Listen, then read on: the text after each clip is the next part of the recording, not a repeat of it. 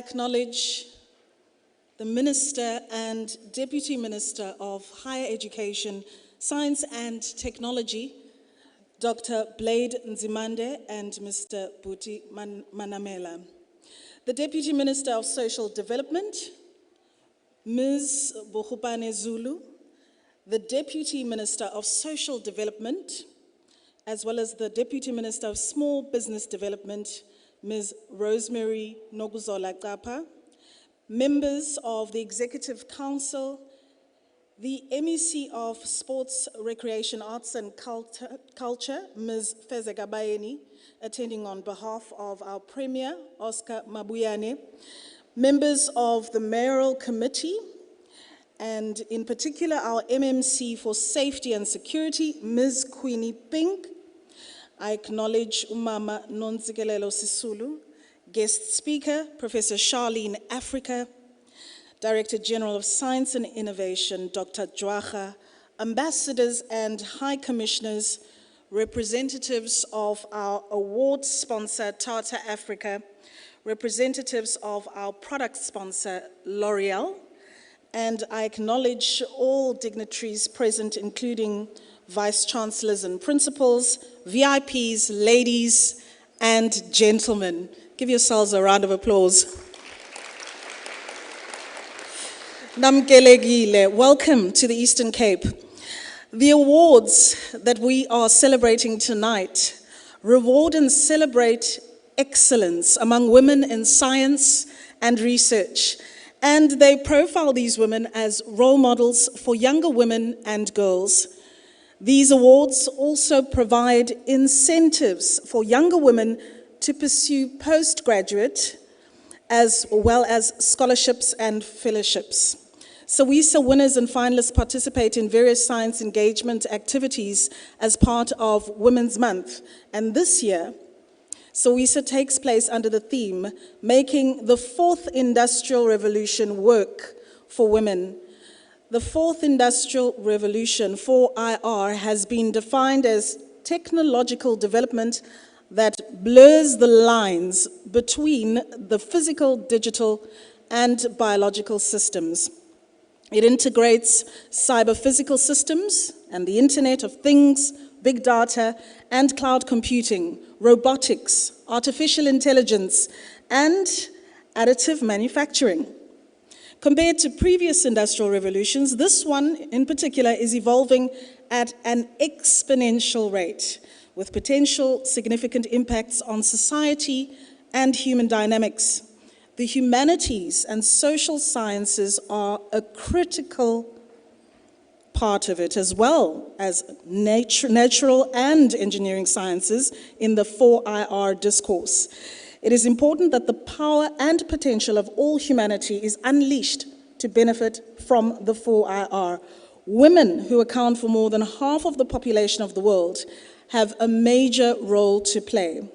And with that, I wish to call the hotel's safety officer, who will join us on stage to give a safety briefing.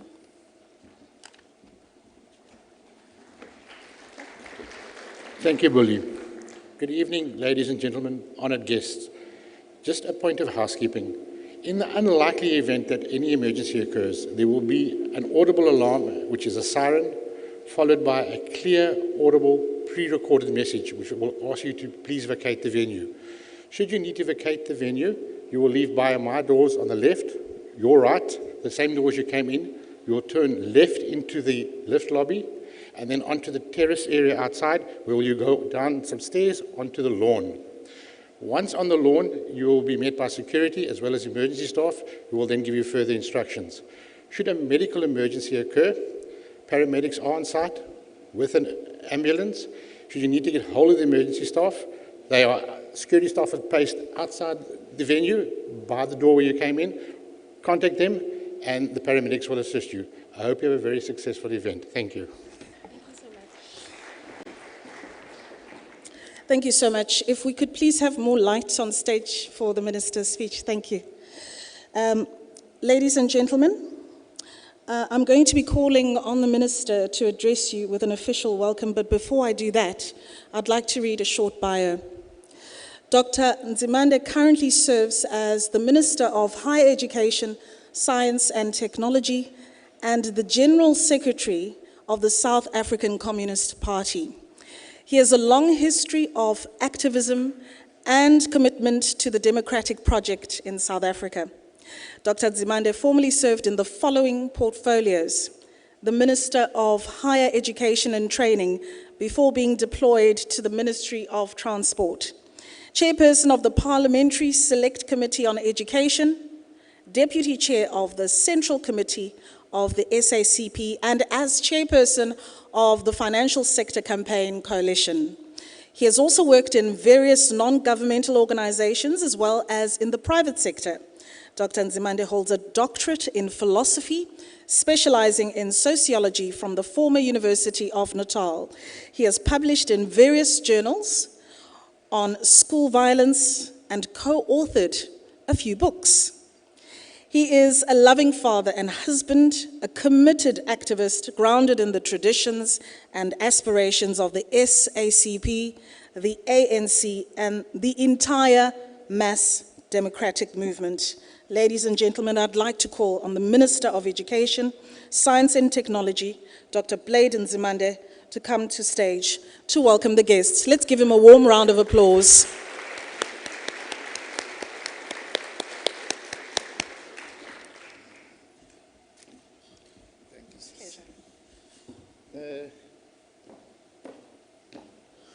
I hope you are not giving me the wrong speech, Ishmael. Buliji, thanks for our program director, thanks for your wonderful introduction. Except you left one important part of my CV, that I'm a grandfather, and if my grandchildren were here, they would be toying around.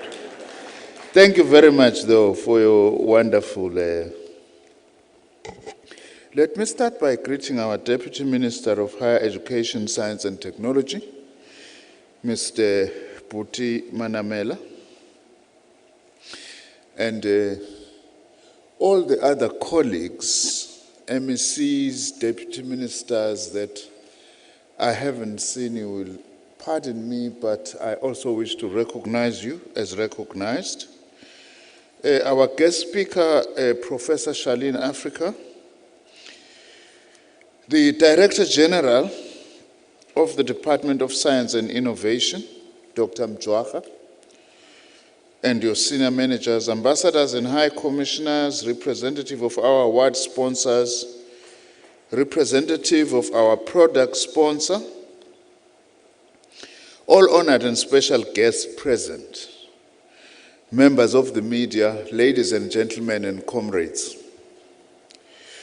Welcome to the 2019 South African Women in Science Awards, or SAWISA.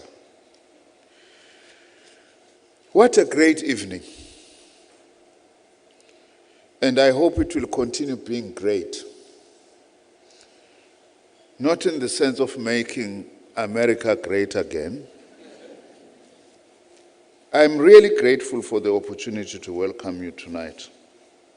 As a Department of Science and Innovation, our core values of excellence, innovation, collaboration, and accountability are the foundation of our commitment that have sustained us since 2003 in hosting these awards. This is the 16th year now. And they have grown in stature as a flagship initiative of our department. These awards reward and celebrate excellence among women in science and research and profile our celebrated women in science and innovation as role models for younger women and girls. I'm deeply grateful that we are hosting these awards in August, a month in which as a country we pay tribute to the more than 20,000 women who marched to the Union buildings on the 9th of August 1956 in protest against the extension of pass laws to women. This year we host these awards under the theme, Making the Fourth Industrial Revolution work for women. D.G. Mjwara, as a historical materialist, I want to complete this and say, making women work for the fourth industrial revolution. It's a two-way process. As we may know, the first industrial revolution changed the life and the economy of the world from an agricultural and craft economy into an industry-driven and machine-building economy. Oil and electricity have facilitated mass production in the second industrial revolution. In the third industrial revolution, information technology was used to automate production. Although every industrial revolution is a separate fact, we can better understand them if we consider them as a series of historical facts based on innovations that lead to advanced forms of production. We are at the beginning of a technological revolution that will fundamentally change the way we live and work. The fourth industrial revolution describes a world where people move between a real and digital environment. We therefore should acquaint and manage it for our benefit. These changes will bring changes in power, knowledge, and shifts in wealth. Only if we know the changes of this new era and the speed at which these changes will be made, can everyone benefit from them. These developments surely have a strong impact on the citizens as a whole, but mostly on women, who represent 51% of our population. However, we must not simply, this is very important, see ourselves as passive victims or consumers or recipients of an impending industrial revolution, but we must also seek to be its leading drivers and innovators ourselves. Two things make me to say this with confidence. Firstly, it is not the technology that invents humans, but it is humans that invent technology. Secondly, the reason why I'm saying this is that South Africa has a huge potential to be even better innovators given our relatively high rankings and achievements in this regard. According to statistics recently cited by Professor Michael Kahn, over the past 2 decades, scientific publications in our country rose from 0.44% to 0.88%. And I am sure with this increase, women researchers and writers contributed significantly to this. According to the 2019 Global Innovation Index, South Africa, 2019 Global Innovation Index, South Africa is ranked at number 63. Though we are down from number 54 in 2012, but we are still amongst the top performing middle-income countries.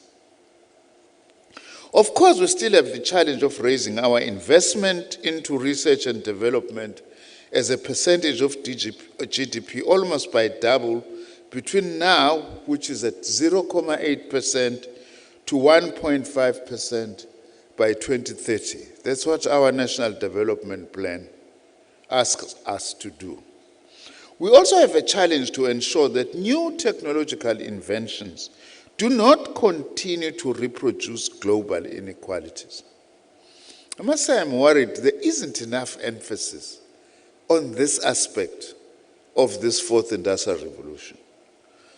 And I want to make this point that although the 3 preceding revolutions had the potential to banish hunger from the globe and raise the standard of living of humanity as a whole, especially the poor, these revolutions, if we are to be honest, have in many instances exacerbated social inequalities.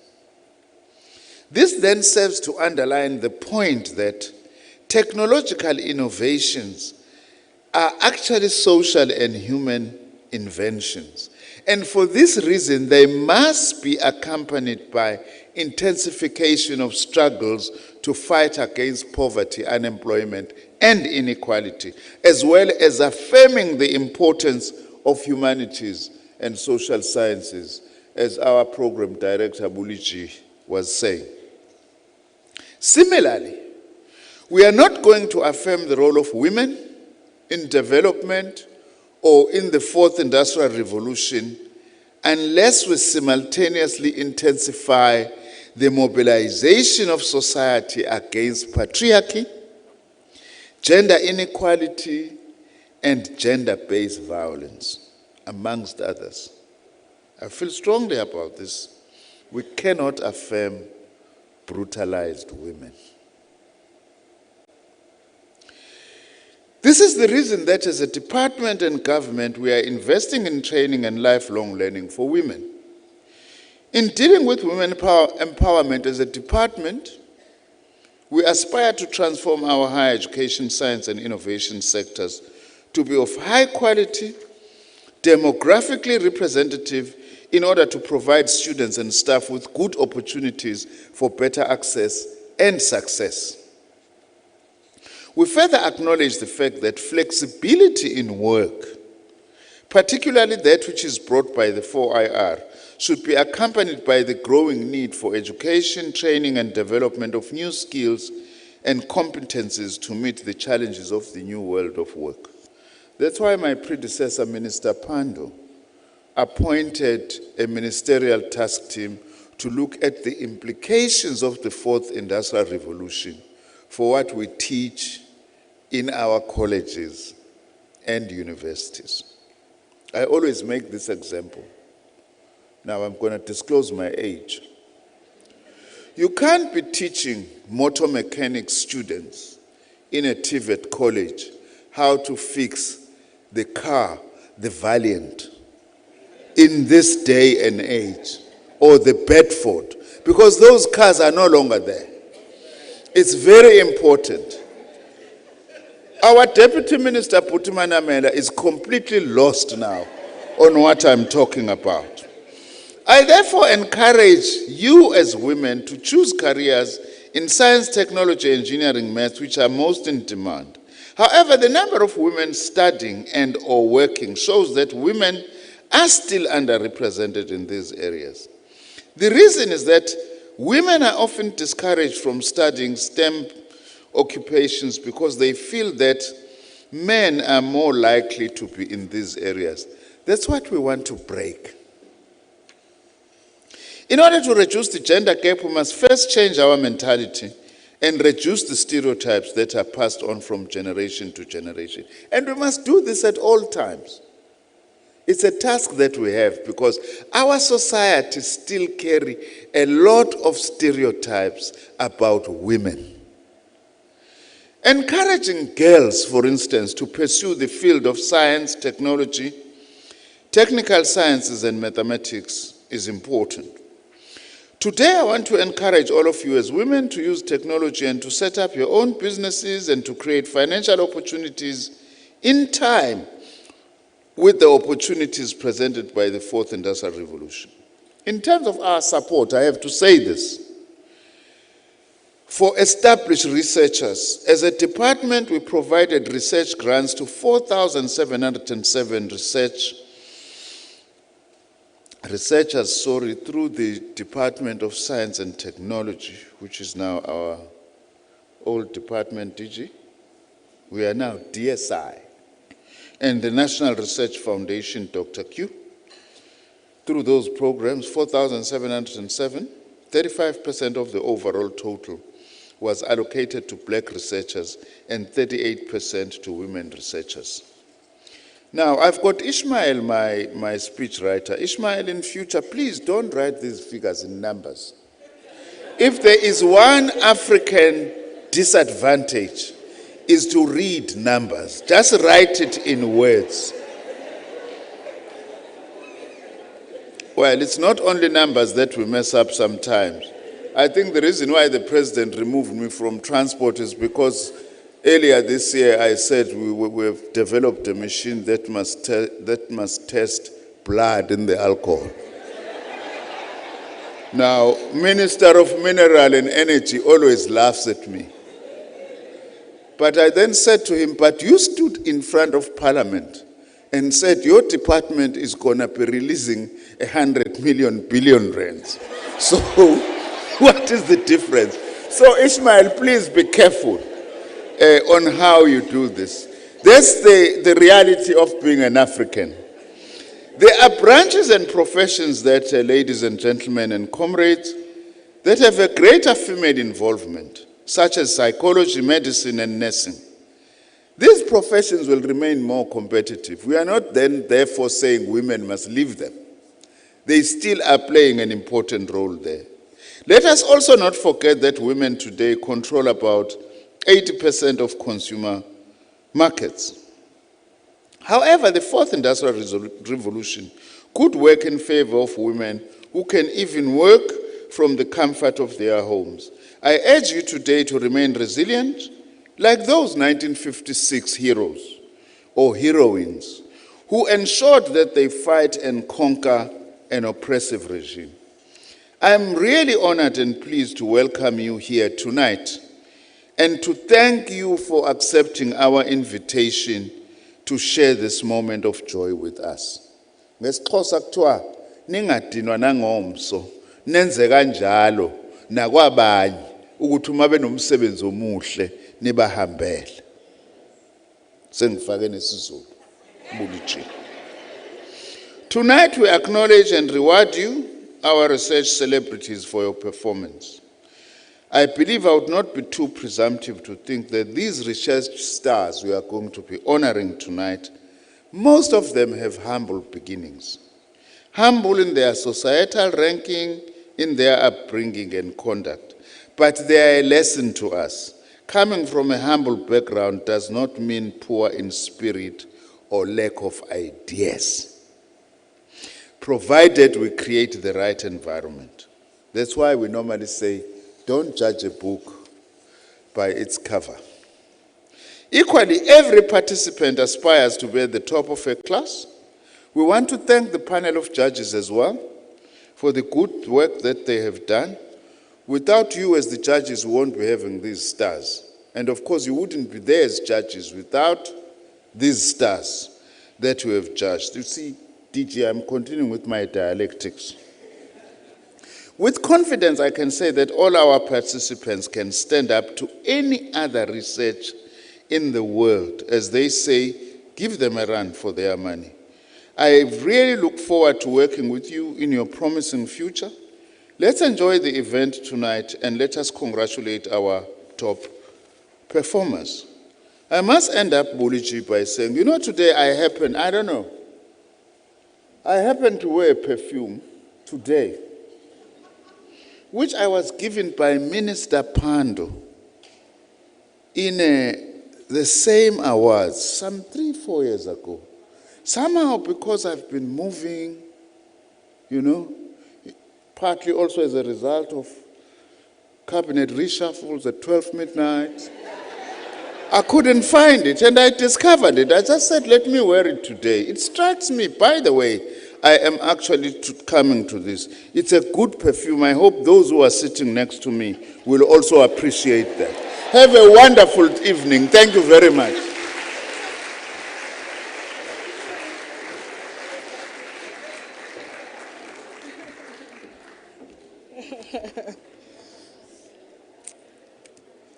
Thank you to the Honourable Minister. Let's give him a round of applause.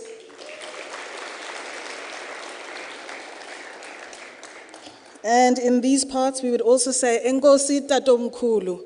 Let me not forget your status as grandfather. Ladies and gentlemen, a reminder, for those of you who are on social media, I would like to remind you that the hashtag for tonight's awards is Sawisa 2019. I myself have just checked in and I've hashtagged Sawisa 2019 on all platforms, and you can also follow at DST.gov.za on Twitter. We hope you'll be sharing this story of tonight on social media. Your starter is on the table. Please enjoy it for the next 10 minutes and then we will resume the program.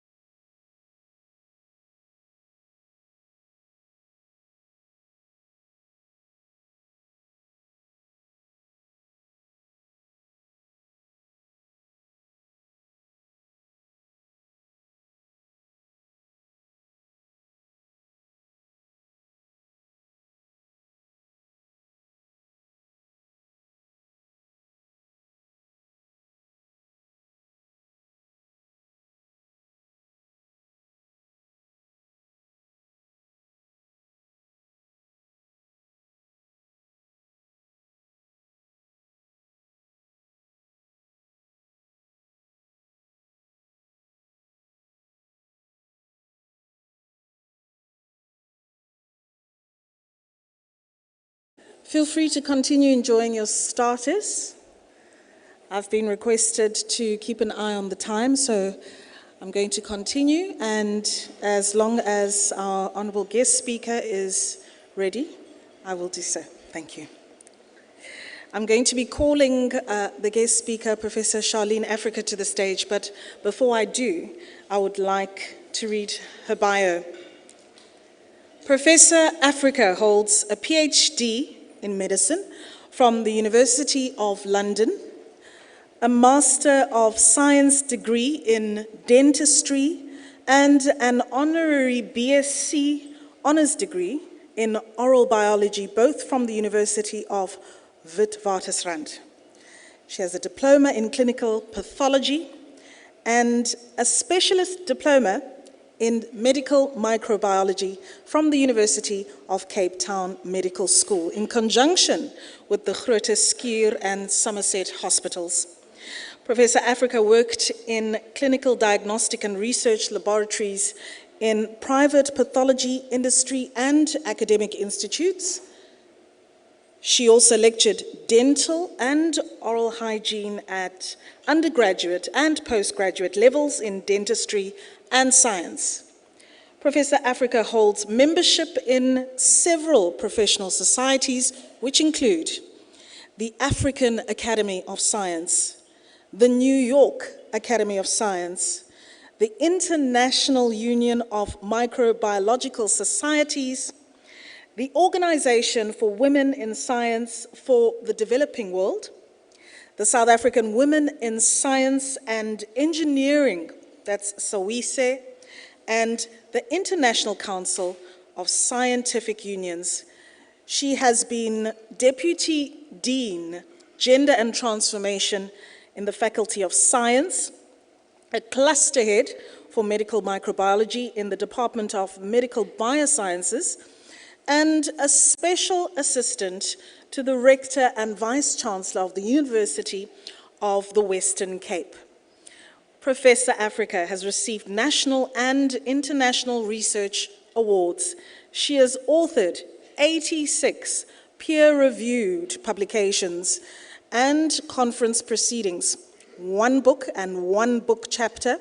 She has made 43 international and 46 national conference presentations, and Professor Africa has supervised 8 PhD, 15 MSc, and 28 honours students.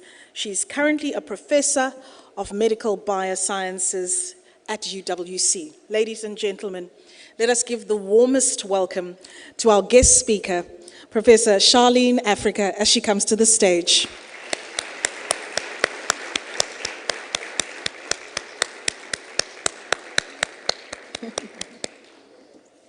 I think a little longer, please.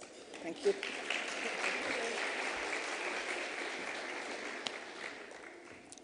Thank you for that introduction. It certainly shows you how long I've been around. Minister and Deputy Minister of Higher Education, Science and Technology, Dr. Blaine Nzimande and Mr. Buti Manamela, the Deputy Minister of Small Business Development, Ms. Kapa, Deputy Minister of Social Development, Ms. Magopane Zulu, Eastern Cape MEC for Sports and Recreation, Arts and Culture, Ms. Konomanye Bayeni, sorry if I don't pronounce it properly, as long as you recognize your designation, please excuse me. MMC for Safety and Security, Ms. Pink, Mama Nonsi Kelelo Sisulu, Directors General of Science and Innovation and Higher Education and Training, Mr. Phil Jawaha, Ambassadors and High Commissioners, representatives of our award sponsor, Tata Africa, and representatives of our product sponsor, L'Oreal, all VIPs, ladies and gentlemen. I'm thankful for this invitation to address you to mark the special occasion of the 2019 South Africa Women in Science Awards. It is indeed an honor for me to be here. Before I talk about making the fourth industrial revolution work for women, let's just reflect on how we reached where we are now. A major impact of the first industrial revolution was the effect it had on the lives of women. Prior to industrialization, women were tasked with traditional jobs such as making and repairing clothing, managing agriculture, and raising children. However, with the transition of existing rural agrarian societies into machine-driven urban societies, the traditional role for women began to change. Having played an important role in the agricultural economy, women were replaced with men skilled in the operation of the new heavy machinery, while the introduction of new techniques and textile machinery replaced handicrafts and were now produced in mass quantities in factories. The growth of industries such as coal, iron, railroads, and textiles caused many people to migrate from rural areas to urban centers in search of work. And women entered the workforce in order to support their families, but faced discrimination and poor treatment, and were often paid much less than men, even though they worked much harder. The end of the 19th century ushered in the second industrial revolution, characterized by the application of science into mass production and manufacturing. With the introduction of fuel internal combustion engines and the use of electricity in production and lighting, as well as the expansion of the steel industry, which replaced iron for the use of construction projects and other items. The second industrial revolution saw an expansion in the variety of jobs available to women, such as office clerks, telephone operators, factory jobs, and administrative positions. And once in the city, women often found their livelihoods improved from their previous lives in the country, accompanied by a sense of independence and pride in the ability to provide for themselves. The third industrial revolution, commencing around 1980, built on information and communications technology, including the internet, thus moving away from analog devices to digital technology. However, women's participation in the ICT sector is lower than men, with the widest gap observed in the 48 United Nations designated least developed countries. Each of the industrial revolutions built on the previous one, creating, reshaping, and transforming entire industries and job categories, with each creating more jobs than it destroyed. The fourth industrial revolution involves technological development that fuses the physical, the digital, and biological domains, integrating technologies such as artificial intelligence, genome editing, augmented reality, robotics, and 3D printing.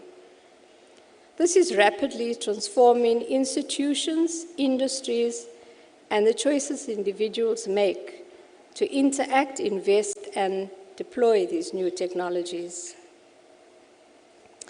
It is rapidly evolving and significantly impacting on human dynamics by involving humanities and social sciences, as well as the natural and engineering sciences. New technologies and social media platforms such as Facebook and Twitter share data in an interactive manner, thus allowing us to empower ourselves with knowledge. Unlike the first, second, and third industrial revolutions, the fourth industrial revolution is predicted to destroy more jobs than it will create.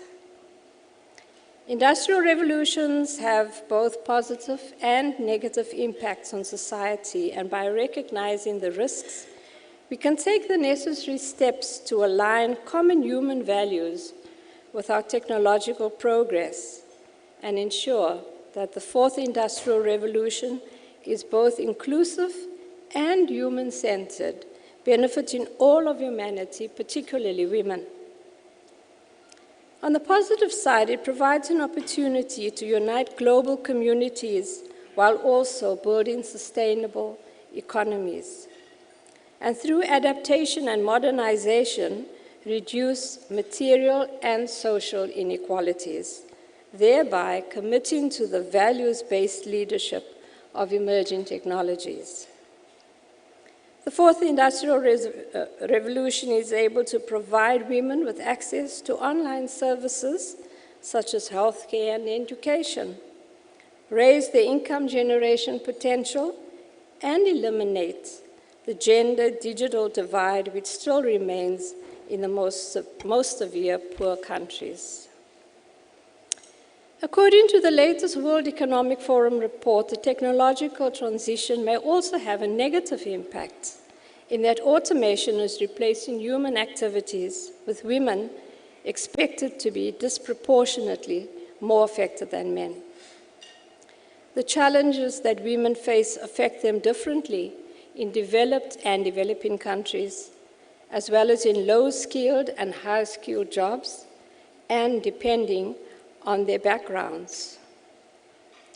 It is estimated that by the year 2020, more than 7.1 million jobs will be displaced, with half of currently existing jobs having disappeared by 2050.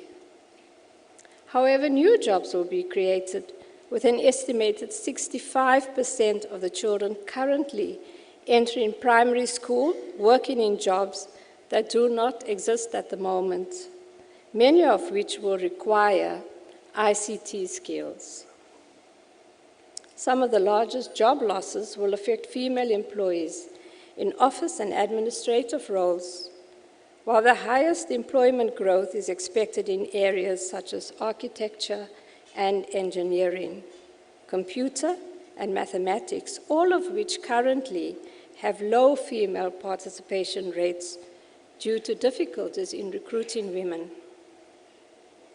The Institute for Spatial Economic Analysis lists educational level as the biggest risk factor, with individuals without a high school degree facing a 6 times higher risk of losing their livelihoods than those with a doctorate, as they are more likely to be working in jobs that are less complex and easier to automate. There is a problem with gender bias being replicated in some applications. Algorithms cannot remain immune from the human values of their creators, and when things are replaced by algorithms that are trained on historical data sets, these applications display biases against women, and thus a diverse workforce, including both men and women, is needed in creating them, thereby avoiding the potential for biases such as race, gender, and class.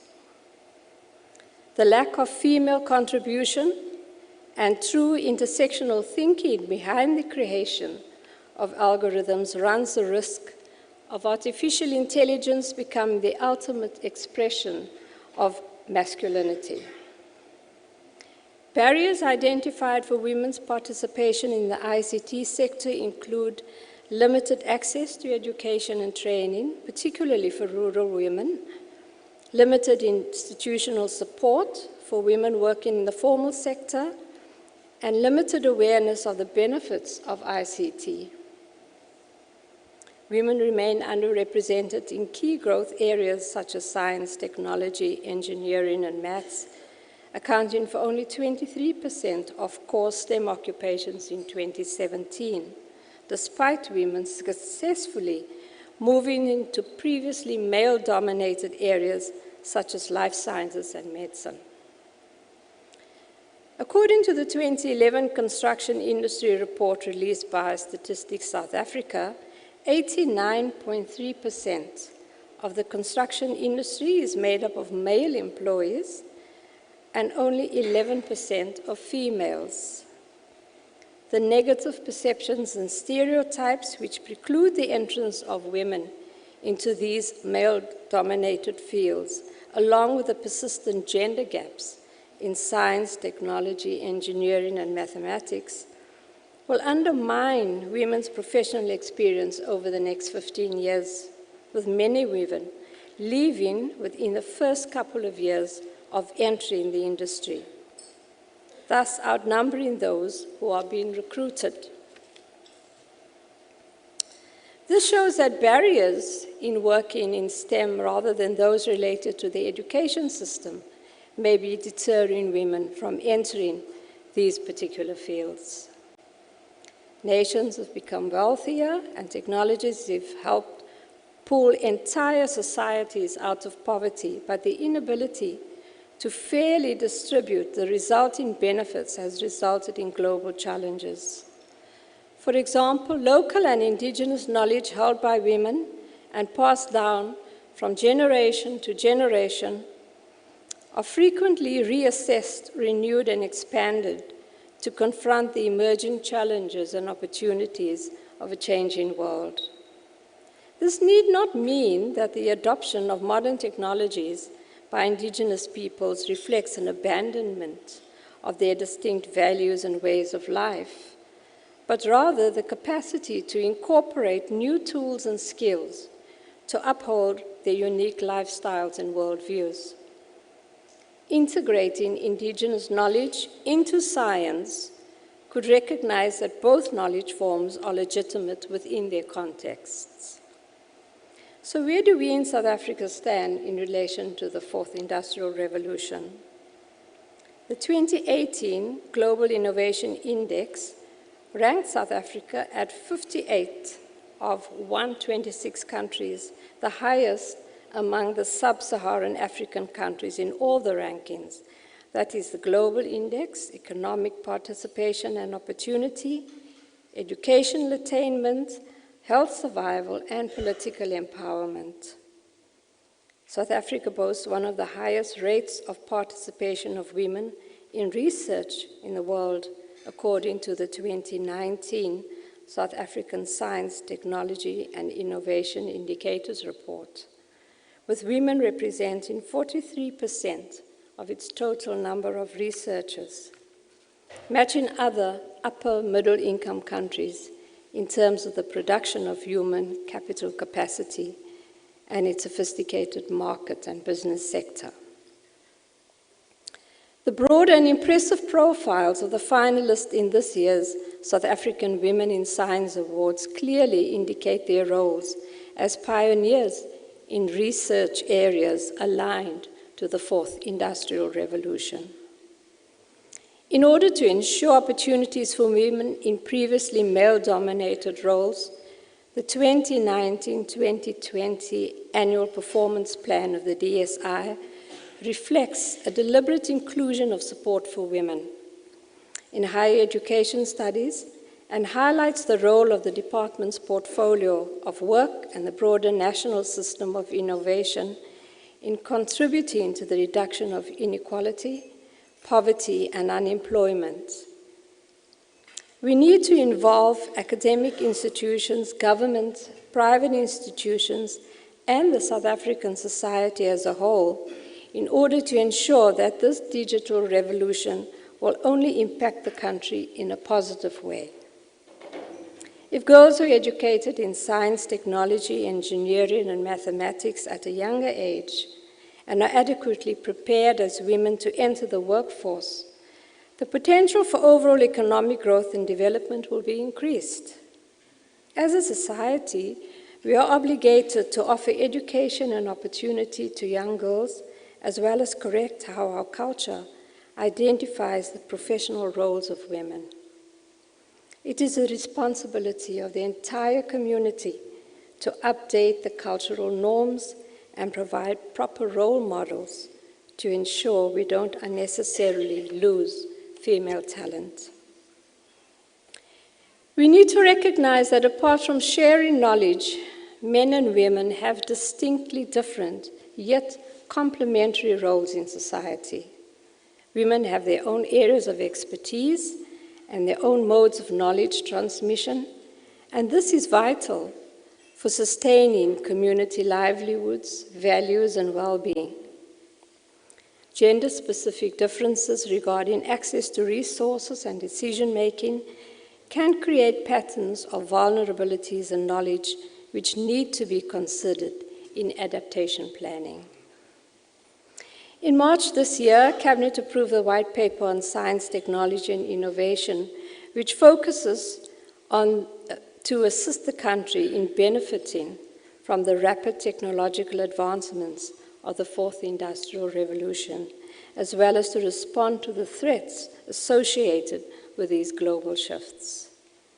The White Paper will be implemented through a series of decadal plans developed in partnership with relevant role players in industry, academia, civil society, government, with the core themes of transformation, inclusivity and partnerships aiming to ensure that more women are recruited, retained and promoted than before, with more than a quarter of companies declaring that they want female talent as crucial to their future workforce strategies. To overcome the challenges faced in the Fourth Industrial Revolution, education and training must adapt to prepare youth for the skills required for the new job market. There should be a change in stereotypes and perceptions of women in science, starting from childhood. Industrial policies that promote the development of business schools and technical vocational colleges with a strong link to the commercial sector through investment in technical and STEM skills, and the shifting of learning towards the acquisition of complex problem-solving and critical skills will empower women and girls within a nurturing environment. So will the underpinning of investments in the knowledge base and entrepreneurial ecosystem with better social protection and security, along with policies that promote the efficiency of financial markets and access to finance, given that education is costly and subject to fixed costs. Benefits of empowering women and girls with ICT skills include: 1, an increased ability for women to telecommute, allowing them to work from home, thereby enabling them to balance office work and care, which is still mainly performed by women. 2, employment opportunities for women in the IT sector will improve. 3, there will be increased ability of informal sector women to find opportunities in the formal sector. 4, improved global market access for crafts women in the rural areas through e-commerce and other social media platforms. 5, a transformation of traditional gender roles. 6, the access of rural women to distance learning and distance work programs. 7, the ability for the sharing of experiences amongst women's organizations concerned with the economic well-being of women in the informal sector. And finally, an increased ability to avoid gender bias by having a gender-neutral medium. Finally, I would like to add that we should abstain from using the term woman scientist, which most women find condescending and offensive, because it places women in a category perceived as less than our male counterparts. Instead, women prefer the term women in science, which equally recognizes their contributions. And as we will see demonstrated here tonight, women have earned their place as role models, mentors, and innovators in science. I congratulate the finalists on the special occasion, and I wish them well. Thank you for your attention. These are for you. It's a pleasure. Thank you so much. And let's give Prof another round of applause. That was wonderful. Those flowers are not only a token of appreciation for your participation tonight, that's just our way to say Happy Women's Day. Women's Month. Enjoy them. Main course is going to be served and you'll be entertained shortly. I'll introduce the band, which features some of our premium musicians in the city. If you are vegetarian and have food allergies, we do have other options for you that will suit your dietary requirements. All you need to do is chat to the matron, and they will have made a prior arrangement according to information received. Please enjoy your main course as well as entertainment by the Pinda Band. We will resume the program and celebrate our ladies of the evening in a short while.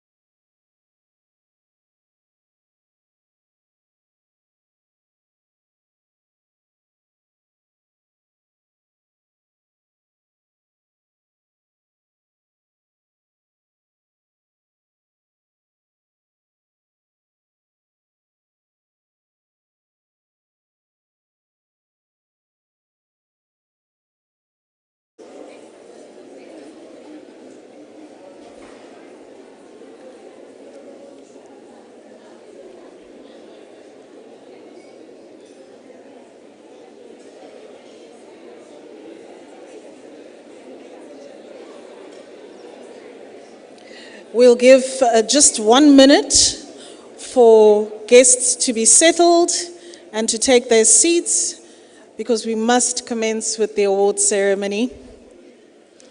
And we are pressed to do so in good time. I'd like to start, though, by acknowledging two phenomenal ladies who've joined us. I did acknowledge them earlier, but they did have prior arrangements and prior engagements. And they are the Deputy Minister of Social Development, Ms. Bogopane Zulu. We welcome you, as well as a round of applause. As well as the MEC for Sports, Recreation, Arts and Culture. I know she will be back shortly. She requested to do something just outside the venue, and she is attending on behalf of our Premier of the Eastern Cape, Oscar Mabuyane, and she's our MEC for Sports, Recreation, Arts and Culture, Ms. Fezeka Bayeni. A round of applause in welcome.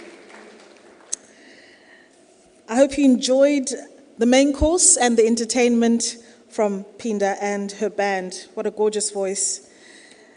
As you take your seats, I think she does deserve it. And you'll also be able to thank her once again when she returns to entertain us during dessert.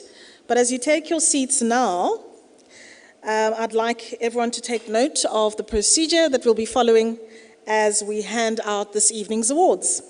For each category, I will first call out the finalists in alphabetical order, signaling to the finalists to approach and to line up to their left and my right of the stage.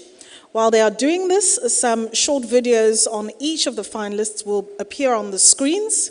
Once the videos have finished playing, I'll announce the winners, who will then come up on stage one by one to receive their awards.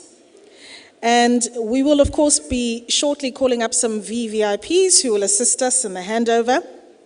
And after they've received their awards, the recipients are requested to stand to my left, on your right, and they'll be taking a group photograph once they've taken individual photographs, and then they will leave the stage. So I believe it is time to begin, and we begin with the first category. The awards to be presented this evening are Tata Scholarships First Off. And these will be made to 6 students in total, currently involved in full-time study towards master's or doctoral degrees in areas where participation by women is traditionally low. These awards recognize outstanding ability and potential in research. Tata has again revised the values of the awards. Each scholarship is worth 88,550 Rand. A round of applause. The award may be used for normal academic registration and tuition fees, or to expand the experience of the recipient through a 3 to 6 months visit to a research institution abroad, or to purchase additional equipment needed to complete the degree. All the finalists in this category are winners, literally. I would like to request the Tata team to come to my left, because they do have something to hand out to the recipients once they've received their awards. And I also wish to call to the stage, and do give him a round of applause in welcome, the Chief Executive Officer of Tata Africa, Mr. Len Brand, as well as the Chair, who also deserves a round of applause, of the Board of the South African Council for Natural Scientific Professions, and that is Dr. Gerda Botha, or if she's not here, her representative. A round of applause for our 2 VIPs.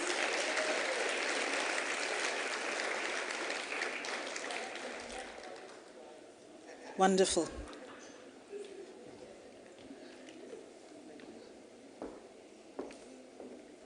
Please take your positions. In front of the flowers, I believe, is a good place to be. Our award recipients will, X marks the spot. Our award recipients know the drill, and they will be coming straight to you. The 3 finalists in the Tata Master's Scholarships category in alphabetical order of their surnames are Ms. Mokgadi Mahlatsi Nchabeleng, University of Witwatersrand. Ms. Sibabalo Noludwe, University of Cape Town. And Ms. Sarah Jane Salkrick, University of Stellenbosch.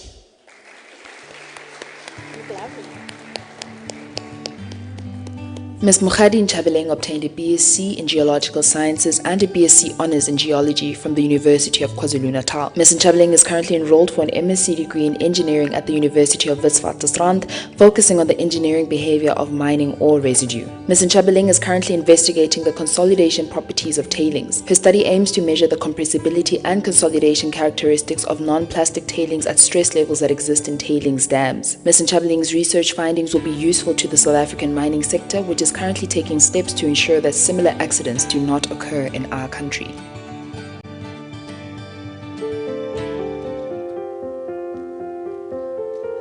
Ms. Sibabalo Noludwe obtained a BSc in Electrical Engineering with honours in 2016 from the University of Cape Town. Ms. Noludwe is currently enrolled for an MSc degree in Electrical Engineering at the same institution. The focus of her research is on power system resilience, which is a new concept in the power industry as it is not fully established yet like other concepts such as reliability. In her current research, Ms. Noludwe is investigating an optimal way in which microgrids can be used to improve the resilience of power systems against extreme events such as natural disasters in South Africa. She believes that by using her method, customer survivability during power interruptions resulting from extreme events will be increased and that cost damage will be minimized.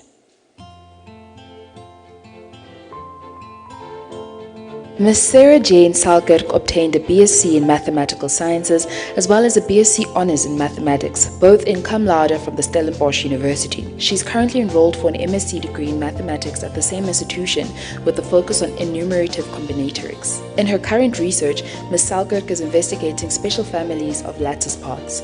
Lattice parts are combinatorial objects which can be used in fields related to mathematics such as probability theory, statistics, and computer science. In particular, by studying lattice parts, we can better understand or analyze dynamic data structures. And the winners of the Tata Master's Scholarships are Ms. Mokgadi Mahlatsi Nchabeleng, University of the Witwatersrand.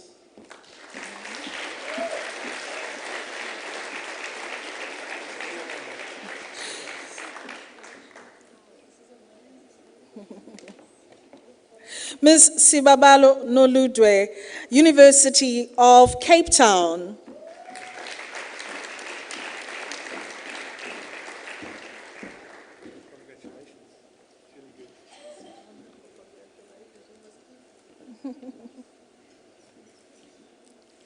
And Ms. Sarah Jane Salkrick, University of Stellenbosch.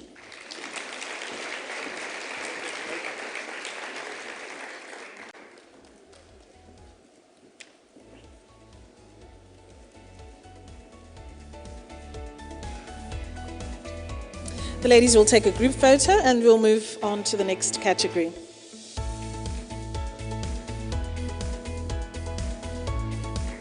Congratulations. We now move on to the Tata Doctoral Scholarships. The three finalists in this category, in alphabetical order of their surnames, are Ms. Julia Lynn Healy, University of Cape Town. Ms. Nomonde Sharon Malanda, Instituto de Impresa, who is represented by Ms. Khomotso Ingrid Mahutsiwa.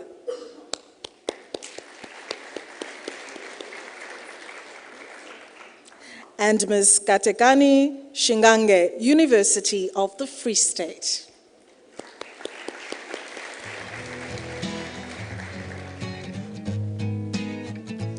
Ms. Julia Lynn Healy obtained a BSc degree in Astrophysics and Physics, a BSc Honours in Physics, and an MSc degree in Astronomy from the University of Cape Town.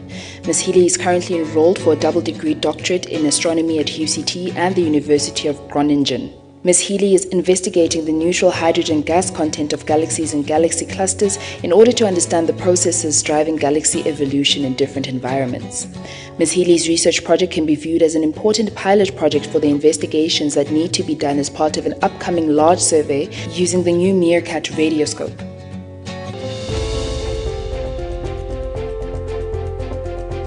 Ms. Nomonde Sharon Malanda obtained a master's degree in cybersecurity, specializing in industrial cybersecurity and critical infrastructure from the Instituto de Empresa University, Madrid, Spain.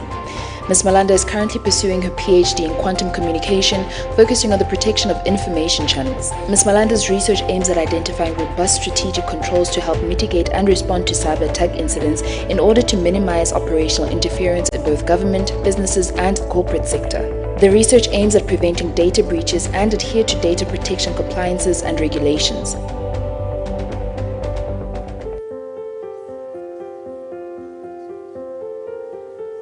Ms. Katekani Shingange obtained her BSc and BSc Honours from the University of Limpopo. Ms. Shingange then obtained an MSc degree specializing in physics cum laude from the University of Free State. She's currently enrolled for a PhD in physics at UFS with a research focus on material sciences and nanotechnology. In her current research, Ms. Shingange is investigating the relationship between fabrication, microstructure, chemical properties, and gas sensing performance towards different gases and nanostructured lanthanum-based peroxide oxides.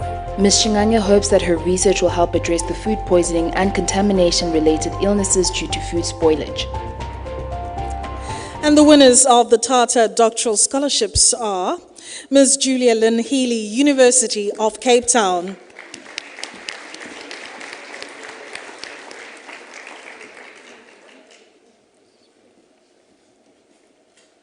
Ms. Nomonde Sharon Malanda, Instituto de Empresa, represented today by Ms. Khumotso Ingrid Mohotsiwa.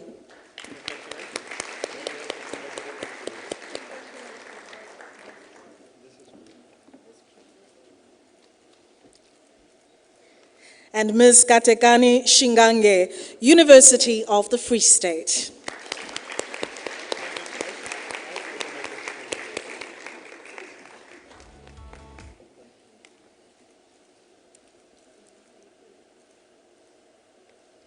The finalists will now take a photograph.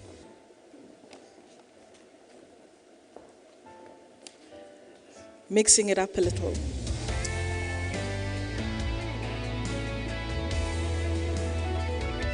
A round of applause and thanks and congratulations to the ladies as well as to Mr. Len Brand of Tata Africa and Dr. Buerta as they leave the stage. And I will now call on the Director General of the Department of Science and Innovation, Dr. Phil Dwaga, and Ms. Nontsikelelo Sisulu Singapi. Please come on stage to present the next set of awards.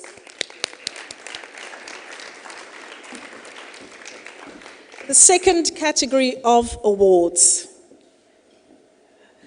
the DST Albertina Sisulu Fellowships, will go to a total of 13 women currently involved in full-time study or research leading to a master's or a doctoral degree. One award will be made specifically in the area of indigenous knowledge systems. The DST Albertina Sisulu Fellowships recognize outstanding ability and potential in research with the aim of enhancing women's research experience and outputs and encouraging more young women to complete research degrees and enter careers in research. The fellowships are awarded to students who already hold scholarships from the National Research Foundation or other organizations and are meant to provide additional funds to enhance the students' academic program by supporting activities such as conference attendance and the acquisition of specialized research skills or materials. This year, the values of the DST Albertina Sisulu Fellowships have also been revised upwards. The Master's Awards are now worth 60,000 Rand, up from 50,000, and the Doctoral Awards are now worth 70,000 Rand, up from 60,000. Starting with the DST Albertina Sisulu Masters Fellowships, the 6 finalists in this category in alphabetical order are Ms. Tabisa Diniso, Walter Sisulu University.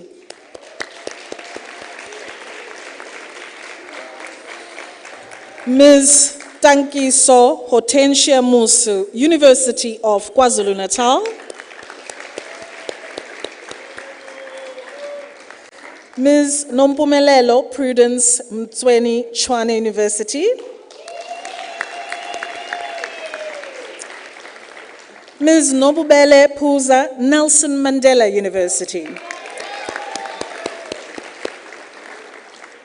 Ms. Tembeka Gloria Stinane, Nelson Mandela University. I'm trying very hard not to cheer for my alma mater loudest. And Ms. Simone Ashley Smith, University of the Witwatersrand.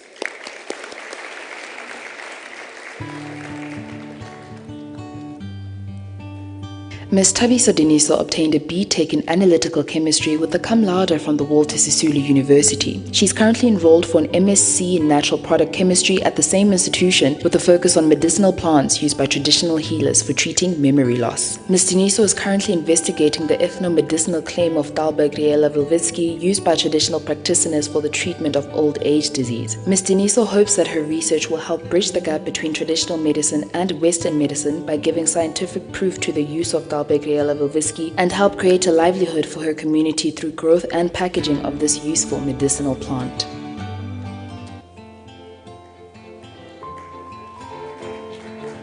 Ms. Tankiso Moso obtained a National Diploma and a B.Tech degree in Electrical Engineering from the Durban University of Technology. She was further awarded a BSc Honours degree in Physics from the University of KwaZulu-Natal and is currently enrolled at the same institution for an MSc in Applied Mathematics with a focus on instrumentational astrophysics. Moso hopes that her achievements and line of work will reach out to everyone, especially females, high school learners and tertiary students, to serve as an inspiration for them to be courageous enough to choose engineering and science fields of study.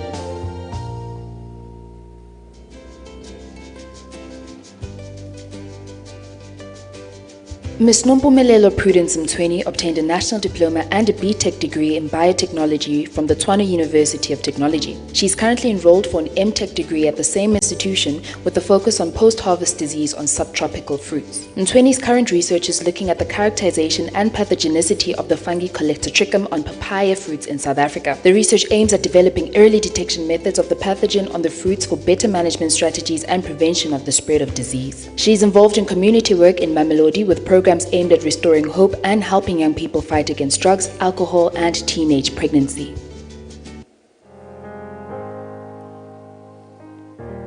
Ms. Nobubele Phuza holds a BSc in Chemistry and Geology from Rhodes University and a BA Honours in Sociology from Nelson Mandela University.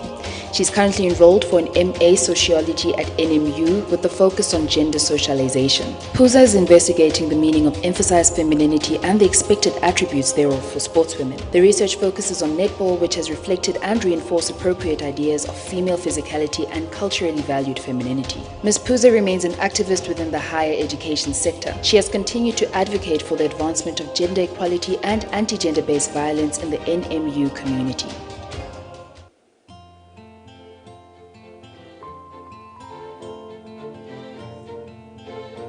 Ms. Tembeka Stinane obtained a BA and a BA Honours in Psychology from NMU. Ms. Stinane is currently pursuing an MA degree via dissertation at the same university with the research entitled Psychologists' Perceptions of Cultural Competence in Working with Clients from Diverse Cultures and Psychotherapy within the Nelson Mandela Bay Area. Ms. Stinane's study is premised on the notion that culture is integral to the lived experiences of individuals and influences behavior. In addition to writing up her thesis, she is preparing a journal article that she hopes to submit to a DHET accredited journal.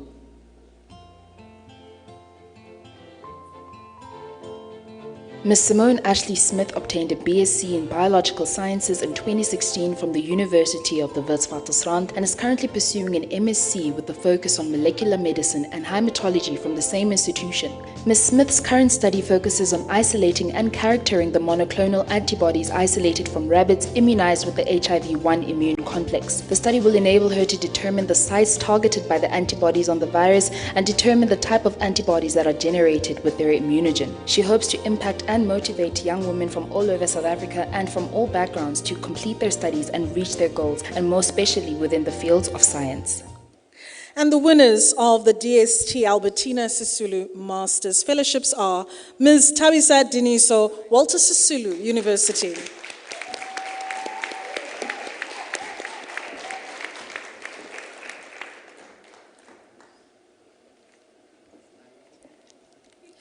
Ms. Tangiso Hortensia Musu, University of KwaZulu-Natal.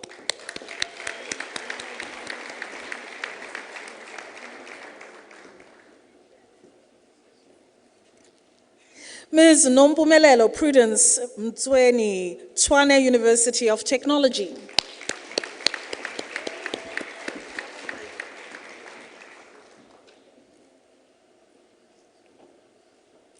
Ms. Nobubele Puza, Nelson Mandela University.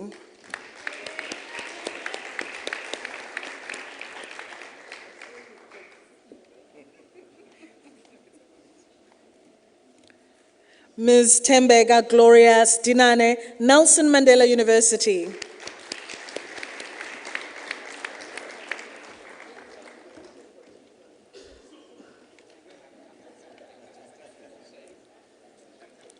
And Ms. Simone Ashley Smith, University of the Witwatersrand.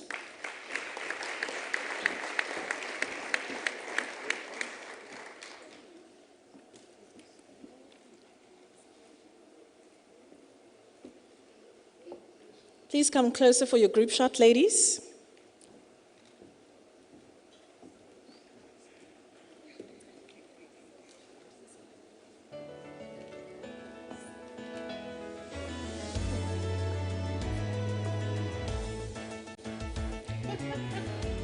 Thank you and congratulations.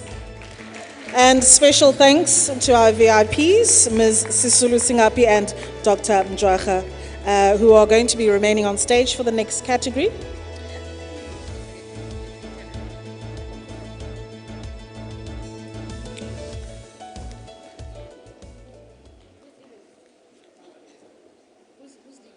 We're moving on to the DST Albertina Sisulu Doctoral Fellowships. And the 7 finalists in this category in alphabetical order are Ms. Bianca Daphne Fibrich, University of Pretoria. Ms. Zinhle Mncube, University of Johannesburg. Ms. Nogwazi Purity Mputi, University of the Witwatersrand. Ms. Sigelelwa Nozipho Ndiweni, University of South Africa.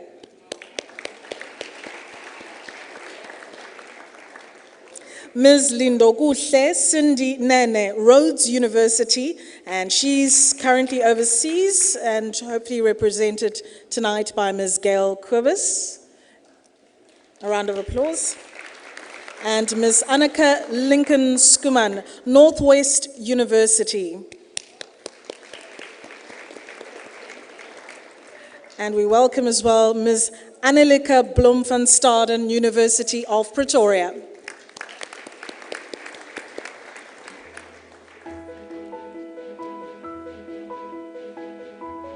Ms. Bianca Daphne Fibrich obtained her BSc in Microbiology, BSc Honours and MSc degrees from University of Pretoria. She completed her MSc in Medicinal Plant Science cum laude and with honorary academic colours. Her current research focuses on the use of medicinal plants to fight the signs of aging and the implementation of modern techniques to increase the sustainability of medicinal plants and cosmeceuticals. She hopes that this will encourage women to pursue careers in science and that her research will highlight the importance of medicinal plants.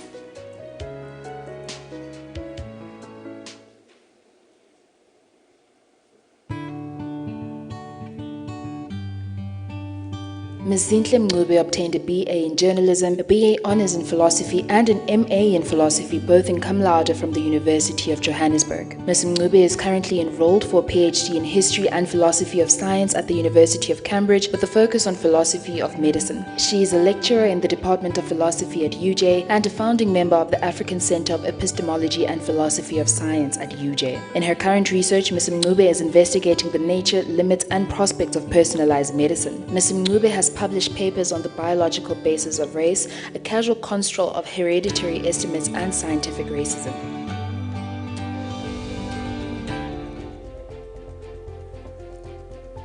Ms. Nokwazi Mputi obtained a BSc cum laude and an MSc in land surveying from the University of KwaZulu-Natal. Ms. Mputi's research is about the use of versatile beam-shaping devices such as spatial light modulators and digital micromirror devices in conjunction with modern technical computing software. This symbiosis of electronics, computer science, and optics is key towards realization of the fourth industrial revolution, where static diffractive optical elements can no longer be in use. Ms. Mputi has presented at national conferences such as the 62nd and 63rd SAIP and the International Optic Network Society of Students conferences.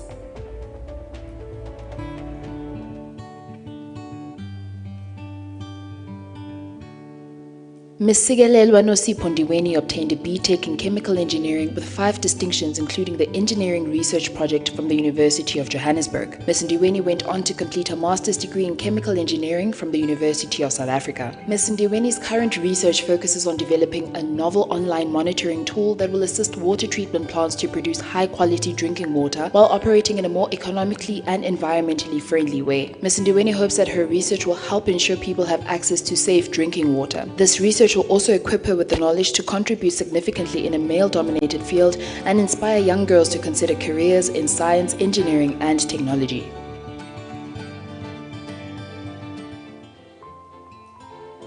Ms. Lindobuhle Cindy Nene obtained a BSc with triple majors in chemistry, microbiology, and biochemistry with distinction, a BSc Honours in biochemistry, and an MSc in chemistry with distinction from Rhodes University. Ms. Nene is currently enrolled for a DPhil in chemistry at the same institution with a focus on nanotechnology and medicinal chemistry and cancer treatment research. Ms. Nene's current research investigates the psychochemical properties of organic dyes implicated in their potential to treat cancer when exposed to ultrasound and light. Ms. Nene hopes that her research will help develop an efficient, non-invasive, efficacious cancer therapeutic methodology.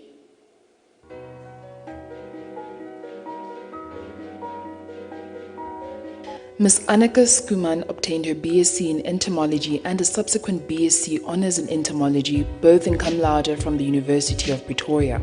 In 2017, she enrolled for an MSc in Environmental Sciences at the Northwest University, and her master's project was, in May 2019, upgraded to a PhD in recognition of its potential impact. In her current research, Ms. Skuman is investigating the invasion potential of the globally distributed frog Xenopus laevis through the lens of its parasites.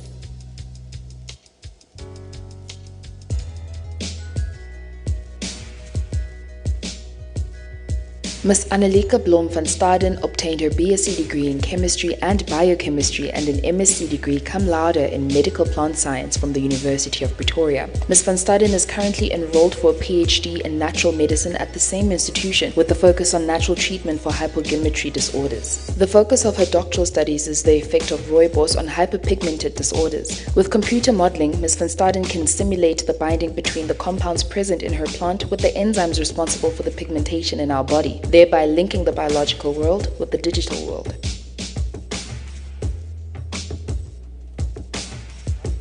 The winners of the DST Albertina Sisulu Doctoral Fellowships are Ms. Bianca Daphne Fibrich, University of Pretoria.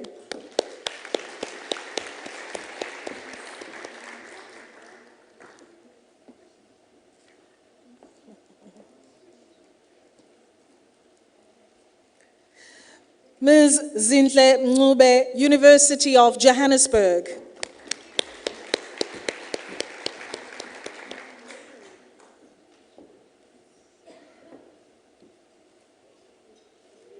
Ms. Nokwazi Purity Mputi, University of the Witwatersrand.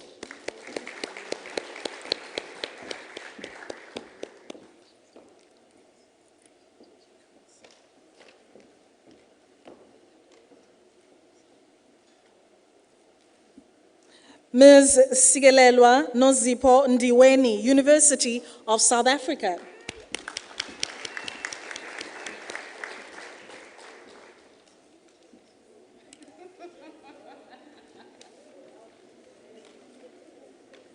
Ms. Lindokuhle Sindinene, Rhodes University, represented by Ms. Gail Kovas.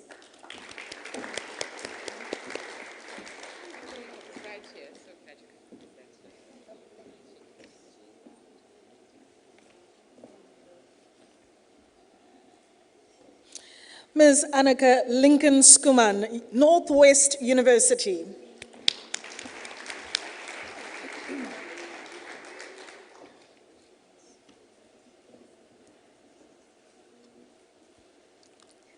And Ms. Anelika Blom van Staden, University of Pretoria.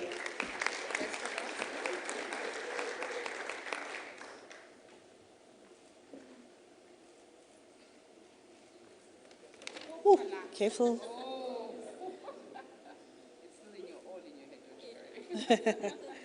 Ladies, please gather for your group photo.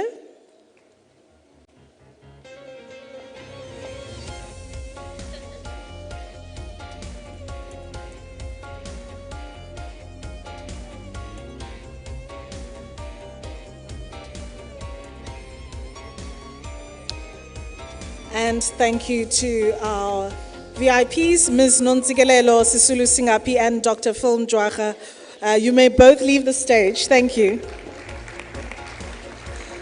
The third awards category this evening is for Distinguished Young Women Scientists. These awards go to women scientists or researchers under the age of 40 for their outstanding contribution to advancing science and building the knowledge base in their respective disciplines. Awards are made in 3 areas: research and innovation for outstanding translation and application of research results. And this award is sponsored by the National Intellectual Property Management Office, that's NIPMO, the Humanities and Social Sciences, and the Natural, which is Physical and Life, and Engineering Sciences. The winners receive a personal prize of 70,000 Rand, and the first runners-up receive 50,000 Rand, and the second runners-up receive 30,000 Rand. And I'd like to invite our Deputy Minister of Social Development, Ms. Bahupane Zulu, if you could please come forward, and the Deputy Minister of Small Business Development, Ms. Rosemary Noguzola Gapa, please come onto stage to assist us in handing over these awards.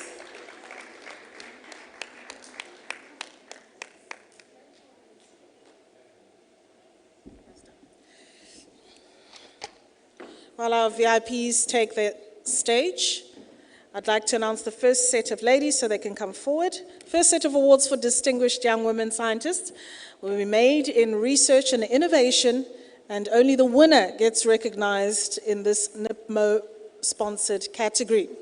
The Distinguished Young Women Scientists research and innovation goes to Dr. Sibongiseni Tomasia Tunzelane Totsijane, University of Cape Town.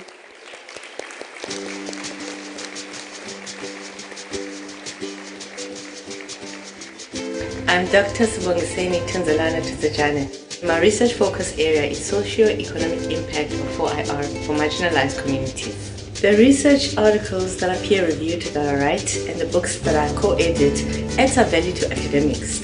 I'm extremely grateful and humbled being nominated at the prestigious 2019 Sawisa Awards coming from rural Makanda. It's a dream. Let's give her a round of applause. Please come forward.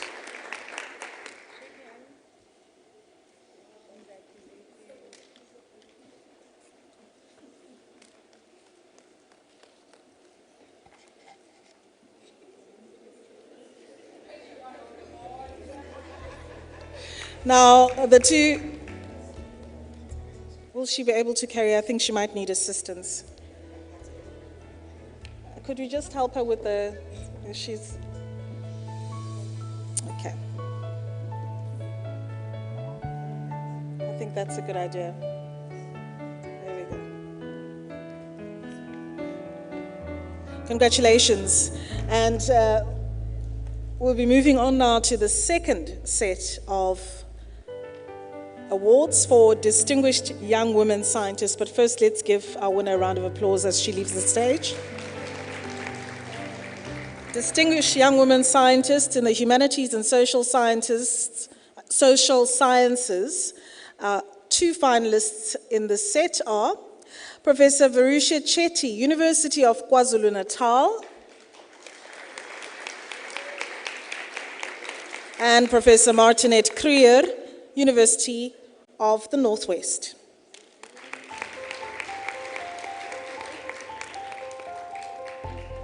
I'm Varusha Chetty. I'm a professor at the University of KwaZulu-Natal, the academic leader of teaching and learning for the School of Health Sciences. And my work is exciting because I get to work with people living with HIV, children living with HIV. I listen to the voices of people I'm working with, and I'm able to come back and say, here's a solution to some of the challenges that you experience. So I'm excited because of the attention that it's going to give my area, which I felt was marginalized or was left out.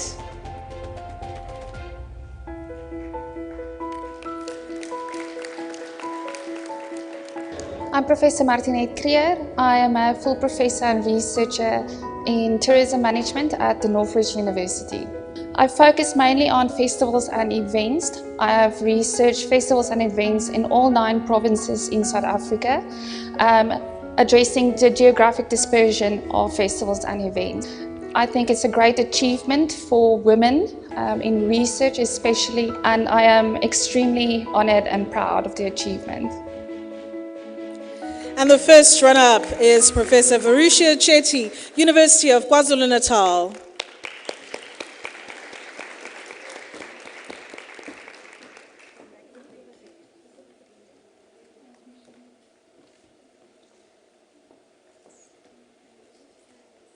And the winner is Professor Martinette Krier, Northwest University.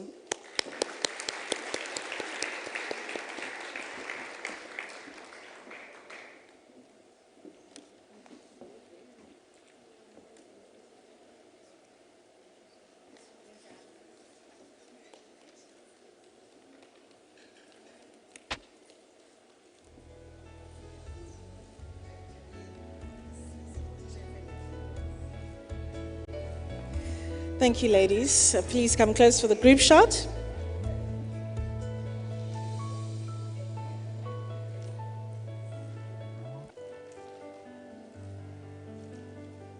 Thank you, and congratulations.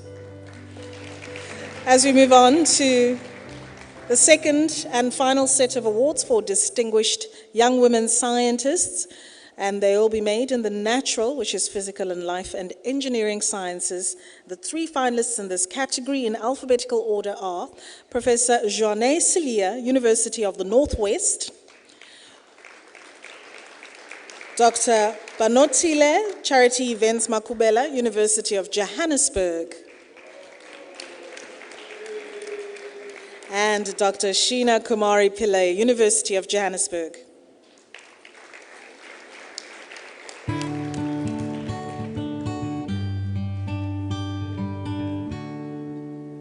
I'm Joanne Silia. I'm a lecturer in urban and regional planning. I focus on sustainability, and my research focus on how do we integrate the environment into spatial planning. So it's not about development versus the environment, but developing with the environment. I'm honored and I'm very thankful, but I also know it's not something that you accomplish on your own. It's evidence of good teamwork and people being committed.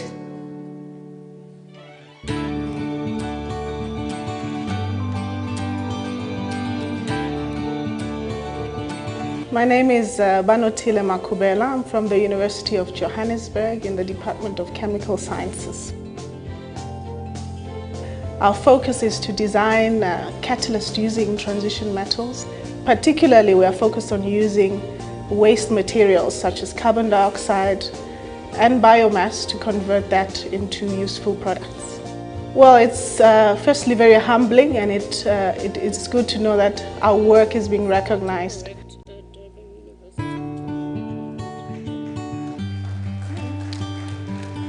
My name is Sheena. I work as a senior researcher at the Institute for Water and Wastewater Technology, the Urban University of Technology. So in view of the current water and energy crisis, my research has also extended to optimizing or developing low-cost technology for wastewater treatment. I am really excited and feeling honored to be selected as a finalist for the prestigious South African Young Woman in Science Award.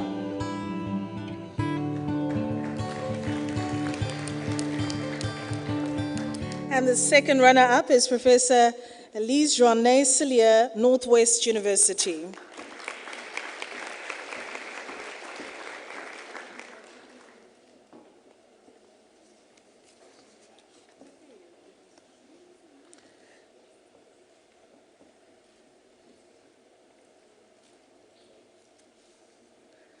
And our first runner-up is Dr. Sheena Kumari Pillay, Durban University of Technology.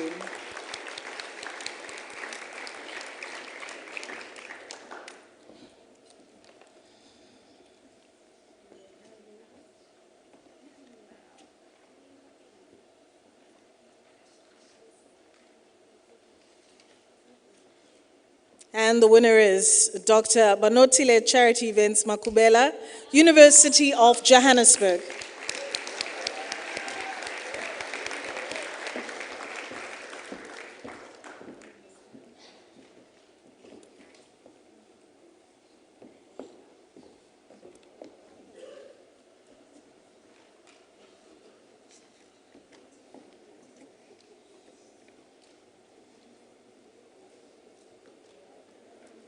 Congratulations, ladies. Please come closer for your group shot.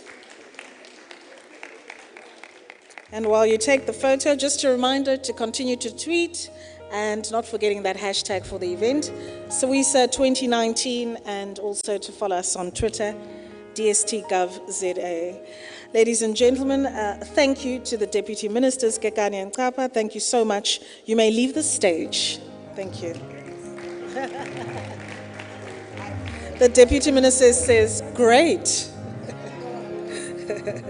The fourth award category this evening is for Distinguished Women Scientists. And these awards are made to women scientists or researchers for their outstanding scientific contribution to advancing science and building the knowledge base in their respective disciplines. Distinguished Women Scientist Awards are made in 3 areas: research and innovation for their outstanding translation and application of research results, sponsored by the National Intellectual Property Management Office, humanities and social sciences, and natural, which is physical and life and engineering sciences. The personal prize of 80,000 is made to the winner of each field, with the first and second runner-up in each field receiving 60,000 and 40,000 respectively. There are no restrictions imposed on the use of the funds. I'd like to call on the Deputy Minister of Higher Education, Science and Technology, Mr. Buti Manamela, and Prof. Africa to come up onto stage. Prof. Africa, our guest of honor, if you could, and they will assist in the handing out of these awards. Yes, you, Prof. Africa. You are a VIP. Let's give them a round of applause as we hand out our first set of awards. If my VIPs could please find the X and try and stay on it.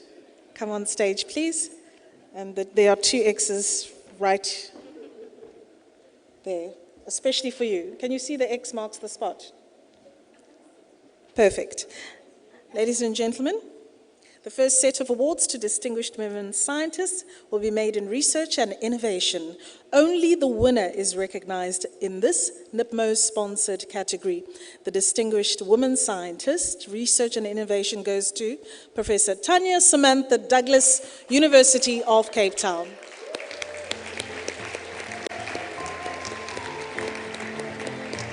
My name is Tanya Douglas. I do research in biomedical engineering, which applies the principles of engineering to solving problems in medicine and biology and healthcare. I am very pleased and honored to have been selected as a finalist in the 2019 Women in Science Awards. This is, of course, wonderful recognition for the work of the team, my students and my colleagues and my collaborators.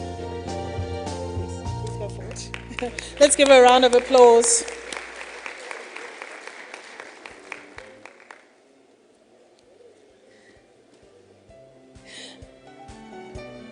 Perfect, and thank you so much, Prof. Africa. You may leave the stage. Thank you for handing out this award for us. Deputy Minister, please remain. We still need you. And I'd like to call on Dr. Malapo Kobela, Chief Executive Officer of the National Research Foundation. And if that is possible. If not, we can find a replacement. He's here.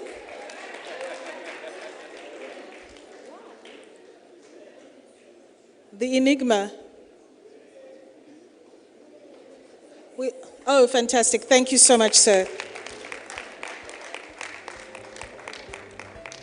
And while he's making his way to the stage, is he trying to get out of it? I need to continue. We are pressed for time. The second set of awards for distinguished women scientists will be made in humanities and social scientists, and the three finalists in this category in alphabetical order are Professor Lunik Basekoza, University of Venda.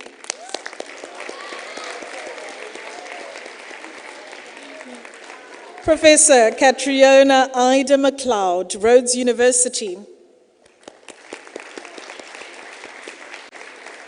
And Professor Neo Kitumetse Morojele, that's University of Johannesburg.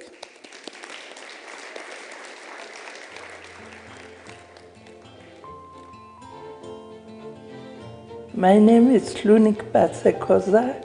I'm a professional nurse. I joined the University of Venda in the Department of Advanced Nursing Science in 2002. We are dealing with human health and improving the quality of life of our society. I developed so much at Univen. I have graduated 18 masters, 16 PhDs. Yeah. I feel honored and humbled to be nominated and gratefully appreciate to join the past recipients.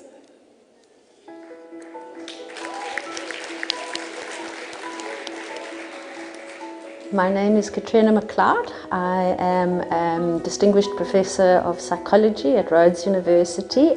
This work that we do that looks at sexualities with a critical perspective, particularly using the range of studies that we do in that area. So I think it's really useful, as I say, not only to highlight what women are doing, but actually what in South Africa, the great work that is being done in science in South Africa.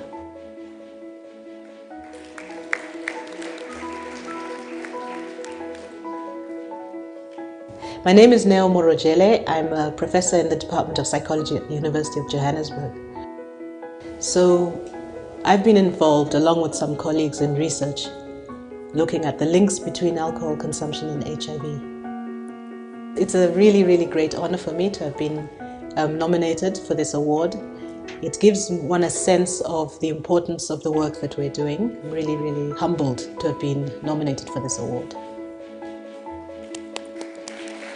Ladies and gentlemen, in the category Distinguished Women Scientists, the second runner-up in Humanities and Social Scientists is Professor Kitumetse Morojele, University of Johannesburg.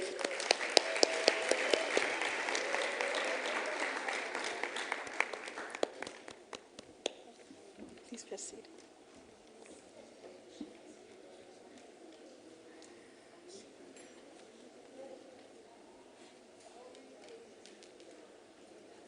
Congratulations. And the first runner-up is Professor Catriona Ida McLeod, Rhodes University.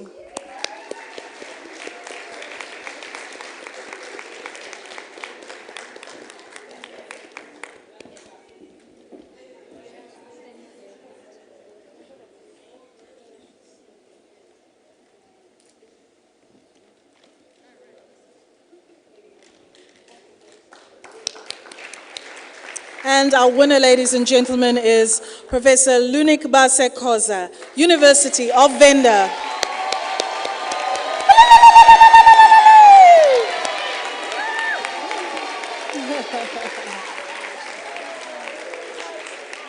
I mean, that's quite a formidable lady, yeah.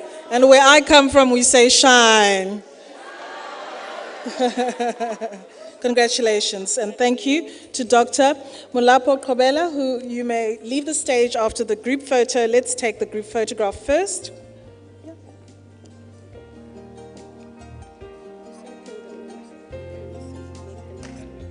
Yes, then we can.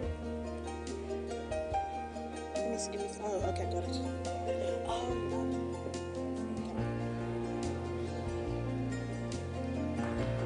Thank you so much, and if I could just request, this team is efficient. I've received 3 of the same messages, so by popular demand, ladies and gentlemen, to assist in handing out our next award, I would like to say a huge thank you to, I'd like to say a huge thank you to Deputy Minister, and I'd like to call on the MEC, if you could please come forward, representing our Premier of the Eastern Cape, please come forward. And I would also like to ask if the Honourable Minister would please join us on stage as well for the handing out of the next awards. You are excused. Thank you so much. Thank you. Nice time.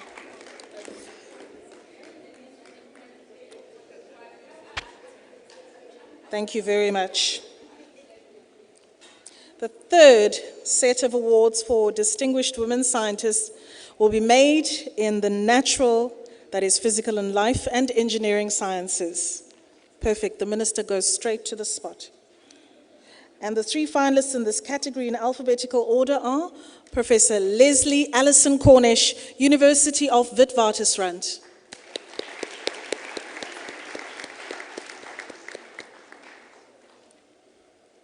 Professor Reza Pretorius, Stellenbosch University.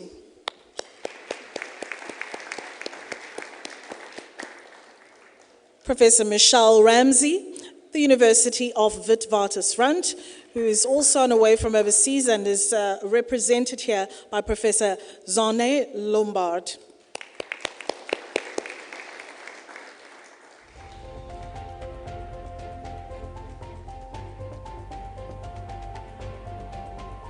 I'm Leslie Cornish. I'm a professor in physical metallurgy at the University of the Witwatersrand. I develop alloys and I also try and improve existing alloys. What's unique about my work is that I bring together a whole load of disciplines and we develop different alloys.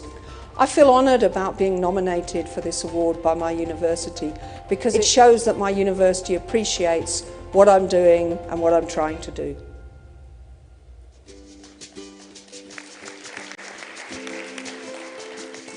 I'm Risha Pretorius. I'm a research professor at the University of Stellenbosch in the Department of Physiological Sciences, and I'm also chair of the department.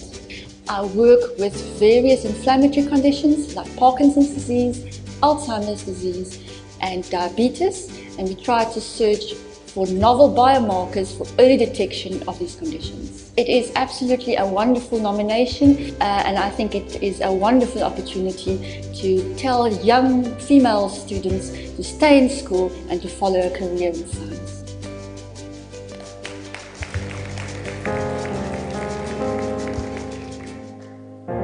My name is Michelle Ramsey and I'm a professor in human genetics. What particularly excites me about my research is the work that we do throughout Africa, trying to understand why are we seeing more people with obesity, more people with hypertension. We really need to understand whether this is a genetic susceptibility, something that is exacerbated by the changes in lifestyle that people have these days. It's a huge honor to be nominated and to be a finalist in this Women in Science Award.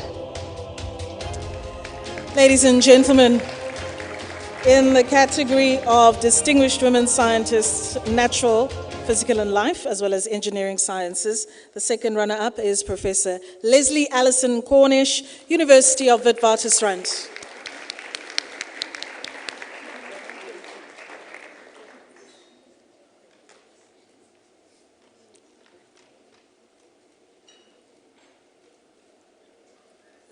The first runner-up is Professor Raisa Pretorius, Stellenbosch University. That's Risia Pretorius.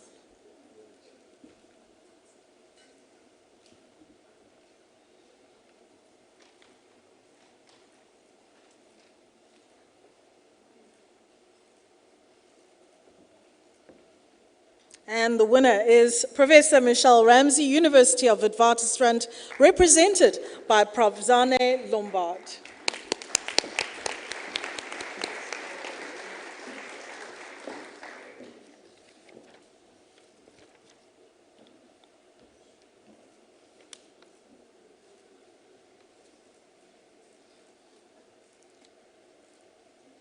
And the group photo, ladies.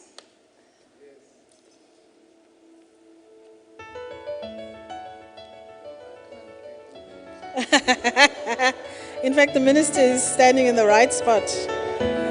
Yeah.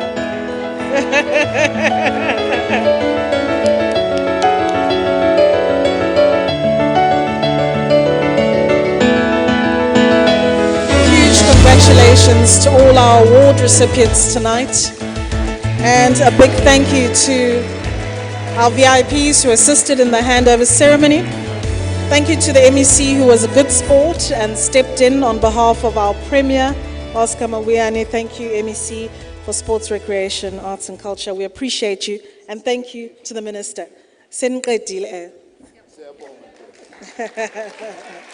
Let's give them a round of applause. And in order for the moment in the evening where you get to mingle with the winners and enjoy dessert and music from the band, in order for that to follow, we need to have our vote of thanks to formally close off the formal proceedings tonight. And I'd like to call upon Prof. Himla Sudyal, who is the Executive Director of the Academy of Science of South Africa, to please come forward to do our vote of thanks. A round of applause, please.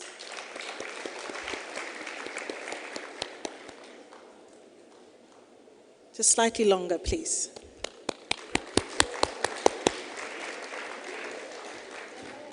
Thank you. There you go, Prof.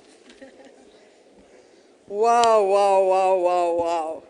I don't get to stand on the double X. Geneticists, what does the double X stand for? Woman power, X chromosomes, 2 X's. So you see, there was a reason why there were 2 X's to emphasize this evening's proceedings that we are celebrating women. And earlier today I gave a talk somewhere and we said, and what about the males? They have the Y chromosome. Why? Why? Why didn't you do this? Yeah, so you only have 1 X. So anyway, well, ladies and gentlemen, it is indeed an honor for me to have been given this task of doing the vote of thanks. And I must say, it is an incredible occasion where we celebrate science. And not only do we celebrate science, we celebrate the way in which these awesome women who have been presented with accolades of their respective contributions to the sciences have used science, technology, inspirational thinking and innovation in a very multidisciplinary way to show us what this country is capable of doing. So I think we need to applaud that, because going forward, if you think about the way science is structured, these awesome scientists are representing in totality the kind of infrastructure that we have to grow the potential and the cadre of the next generation of scientists. So, on behalf of the Department of Science and Innovation, it is indeed a pleasure for me to acknowledge the various behind-the-scenes activities that took place to make this evening what is obviously a success. But I wish to express our sincere gratitude to the Minister of Higher Education, Science and Technology, Dr. Blade Nzimande, for being present and being gracious to work with the flow and inspire us even with your inspirational words at the very beginning. And at his side and aid, the able Mr. Manamane, who was very, very happy to present awards, and I'm sure we will see a lot more of that in the future. Our guest speaker, Professor Charlene Africa, not only inspired us with the carefully chosen words that you put together to express to us the potential role that women in the sciences will continue to play in shaping that future using the various tools and technologies that we have. You also inspired us to think in other aspects of where science can actually contribute to that kind of societal cadre of growing and expression of science in other aspects of our lives. I think very often we forget that. We become very closed in doing what we have to do, but forget that in order for science to be of value, it should make a difference. And I think you brought that message very clearly in your presentation, so thank you. The various ministers who are present and MECs, it's such a pleasure to have you around today, because you reinforce the ideology that despite the fact that you have specific roles to play in what you do, you're also supporting science, and you're supporting young people, and not only that, you're supporting the women who drive the sciences around that. Mama Sisulu, we are humbled and honored by your presence, and we also acknowledge the presence of the ambassadors and high commissioners of the SKA and the BRICS partner countries who are present here today. And that also goes for everybody else who took the time to be here, whether you're a VIP, an ordinary scientist, or just somebody like me who doesn't get to stand on the XX. Well, functions of this nature are incomplete without the generosity of sponsors. So I want to also take this opportunity on behalf of the department to thank our sponsors, the Tata Africa and its Chief Executive Officer, Mr. Len Brandt, for your ongoing support and partnership with the department in this regard, as well as L'Oreal for the goodie bags and providing professional makeup artists to style the finalists. You can see they had no hand in grooming me. But anyway, I do have a goodie bag, and hopefully I will make a difference some other time. Also logistics. I mean, from the very beginning that you walked in to now, things work like clockwork. I mean, we even had an introduction about what happens in the event, on the uneventful occurrence of a fire. That's the level of fine-tuning that went into this evening's occasion. And so many people obviously work behind the scenes tirelessly to ensure that an evening of this nature goes smoothly and all the pieces of the puzzle come together.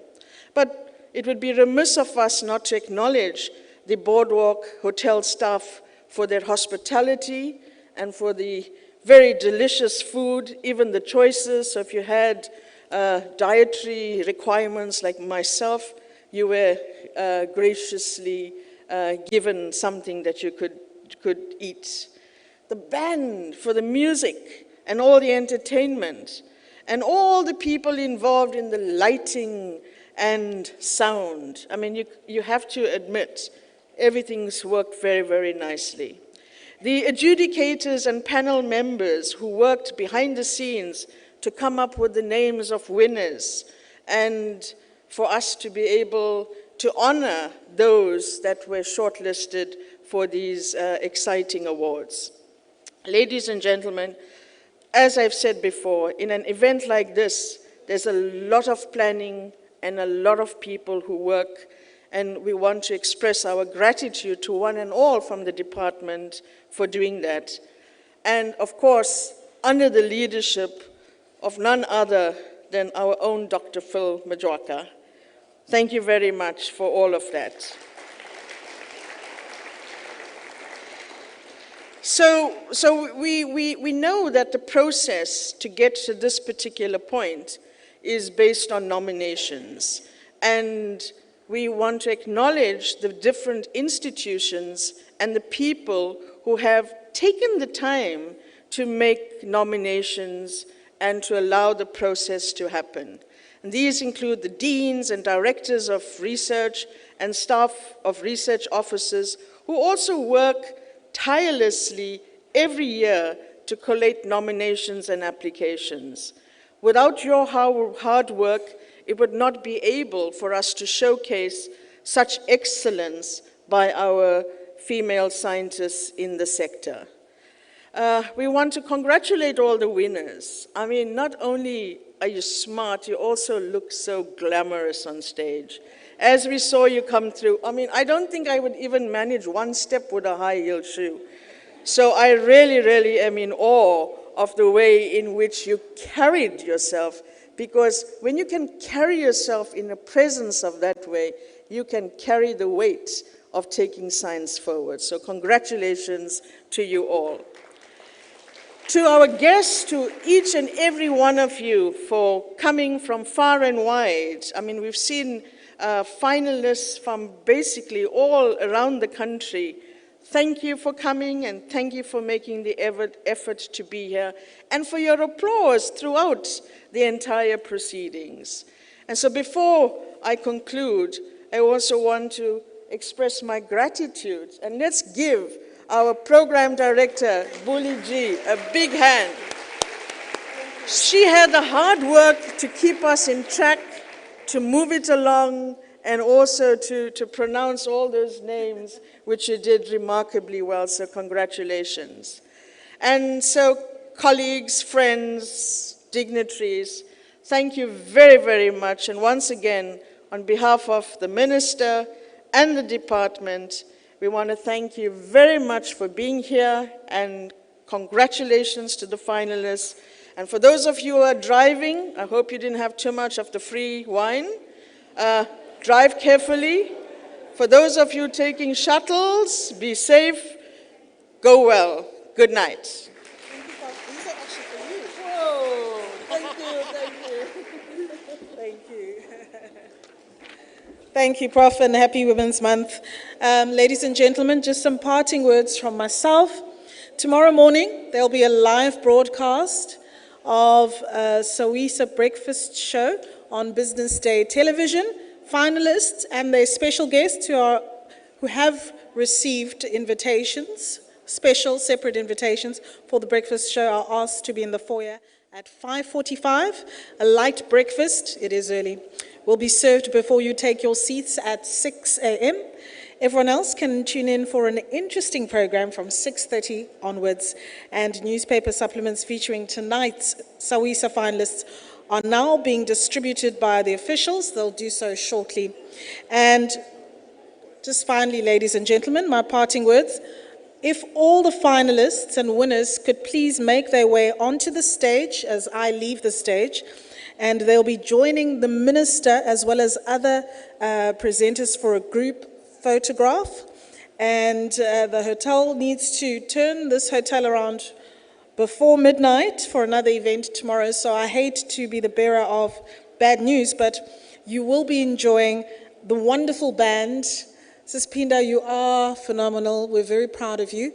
And with her ensemble cast of stars from the Eastern Cape. And the hotel will be notifying us just before midnight when they need to stop the celebrations. The broadcast on television is at 7, but it's always good to tell people earlier so they tune in. So he's just corrected to say that it's actually at 7. Thank you so much for that. I imagine he's from the team, but that does not change the arrival times for our guests, please, if we could stick to that. And thank you so much. It's been a pleasure being your MC tonight. My name is Buliji. Thank you.